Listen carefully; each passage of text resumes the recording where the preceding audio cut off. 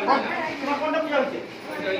এটা তোমার আলাদা রাখবো কোটা তো? মানে এক ঘরে না তো?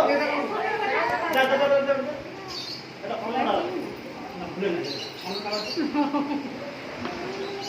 এটা আমি করতে পারি না। তাহলে তোমারটা লাল বটে ঠিক না?